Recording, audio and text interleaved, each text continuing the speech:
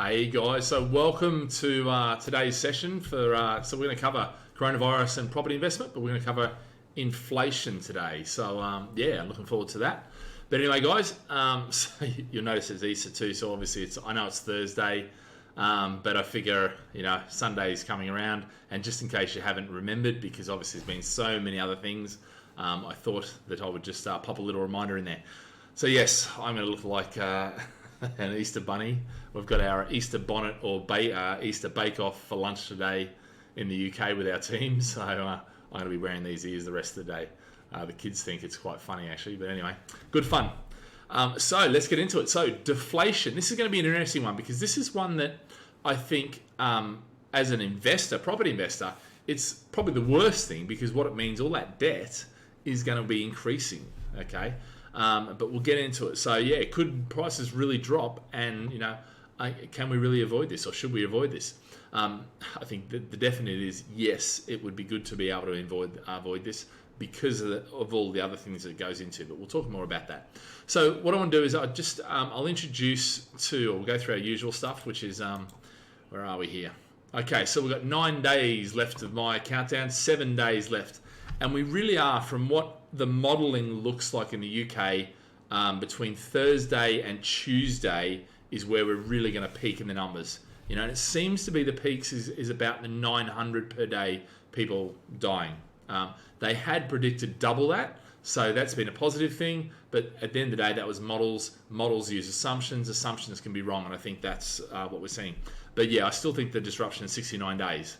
But we've been counting back since 90 days. It's amazing. I've done 43 videos now since I started this. It's amazing how that happens just through a commitment. I mean, for years I've been doing 1 or 2 a week and that sort of thing, missing a week here, and I've done 43 videos in the last 3 or 4 weeks. I think it is. I haven't even looked at how many days it is.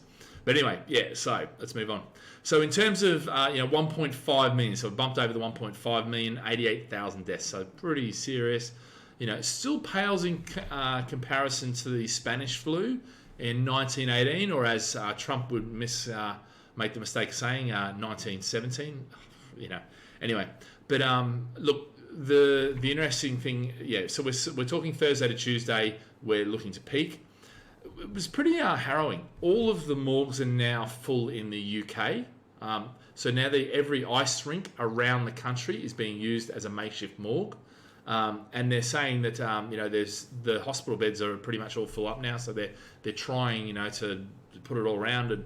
But yeah, I mean it's pretty full on because if it peaks at $900 people a day, that's full on. But anyway, we really want to focus on recovery. So 420,000 outcomes, of which 330,000 have recovered. Interesting, I was reading stats. They reckon in the UK, a third of the deaths over this next week will be women, children, babies, children, and teenagers. A third. Now if you think of it was at one stage they were saying, well, it doesn't really affect teenagers. And I mean, I know the guys on spring break were all running around, saying, well, it doesn't affect us, it's the oldies. Well, it's not the oldies, I mean, if you've got a third of the deaths, this is deaths. Not, this isn't cases, this is deaths. Pretty full on, but 37,366 people recovered yesterday. So, so that's something to be happy about, I guess. So let's talk about deflation, because I think this is an interesting one. Deflation, and by definition, all inflation is the general decrease in prices within an economy. Now, interestingly, what we use to judge inflation as a percentage rate is a basket of goods. So we throw in a mortgage payment there, we throw in how much a mobile phone costs, we throw in a price of bread and eggs and milk, that sort of thing, a basket of goods, and we look at the change in price over time. And that is basically how we decide what inflation is. So from one period to the next, have prices gone up? If they've gone up, that's inflation. If they've gone down, that's deflation, effectively. Okay. Now, obviously, prolonged deflation is a bad thing. We're just going to look at Japan for an example of that. They had over a decade of deflationary pressure, and really what that meant was the prices went down, but that's the prices of everything. Assets, yeah, goods you buy, consumer goods. So you might say, well, hold on, that's really good. If my supermarket bill gets, decreases, that's great. But look, bottom line is, what causes deflation? Deflation is caused by a lack of money supply in the economy. Yeah. So you might say, well, that's easy. Why don't they just print more money? And actually, that is one way of getting out of it. Absolutely. But obviously, there's a whole range, and I'll talk through, because let's have a look at how we actually, get around this, or not how we get around it, but let's look at some of the characteristics of it and why we don't want deflation. Okay. Bottom line is this: we have this. The risk is this deflationary spiral. Okay, which basically says, quite simply, if prices start to fall, then people go, well, I'm not going to buy something today, I'm going to buy it tomorrow. And therefore demand falls. And when demand falls, okay, then what happens is people who own companies and have inventory, they go, actually, my goods are going to be cheaper next week, next month, so I'm not going to order as much, okay? And then on top of that, then production decreases. And then what happens is unemployment increases, okay? So all these things are going on. And basically what that means is, with now all these things going on, and this is the spiral. So that starts off, and then with unemployment, people haven't got as much money, demand drops, therefore inventory, and therefore all around, and it keeps spiraling and spiraling and spiraling. And it's almost a race to the bottom. And this is one of the problems with it is, how do you stop it, okay? Because, this is one of the other things too, is when this happens, you can give people money, but then what are they going to do? They're not going to go out and spend it, because, tomorrow it's cheaper, next week it's even cheaper, a month later it's cheaper. And this is where, when people start hoarding cash and not spending money, that's an issue. But the other side of it is the debt burden on those figures, because what should happen, and this is one of the issues, is that the wages are relatively inelastic. Try going to all your employees and saying, hey, deflation has been at 20%, and so we need to drop your wage 20%. Yeah, it's a lot harder to do that. The price of a carton of milk can go down very quickly. They can literally just change it on the cash register. But the reality is, to change someone's wages and a number of other things that take, if you've got a lot of inventory that you bought at one price and now the price has come down, you're not necessarily going to want to sell it for less, but you might have to in order to keep things. So this is the problem. The chronic deflationary spiral is a real thing. And what I mean by chronic is long term, okay? If deflation's a small amount over a little period of time, fine. But generally how you get out of it, okay? And let's talk about how we fix it, because really we don't fix it as individuals. I mean, we can say we go out and spend, which, yes, okay, great, that's one way of doing it, but how do we get people to spend? Well, we can lower bank reserve limits. Now, what does that mean? That means banks are prepared to lend more money, pump more money into the economy, and that is effectively what has to happen. They can lower interest rates. Now, I put W2F, I don't mean W2O, I mean what the, because, quite simply, they're already at zero, or close enough to zero. So then what are you going to try? The other thing you can try is negative interest rates. In other words, if you borrow money, we'll actually pay you effectively to take that money. Which is, we haven't really ever seen that in our lifetimes before. But that could be an option to get us out of the deflationary cycle. You've got to be pumping money in, but more importantly, not just pumping it in, you've then got to go and spend it. So as consumers, so the government can do one thing, but the consumers have to go and spend it. If they're not spending it, they're not spiking the demand, and they're not going to turn that round, and therefore we get that chronic deflationary spiral, okay? So they can do more QE.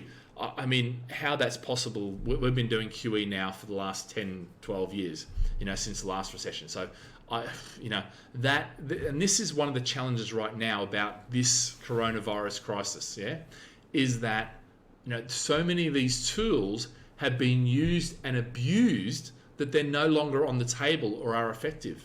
There just isn't. Lowering interest rates, lowering bank reserve limits, that's fair enough. They can do that. But lowering interest rates, they've got nowhere else to go. They've already done that.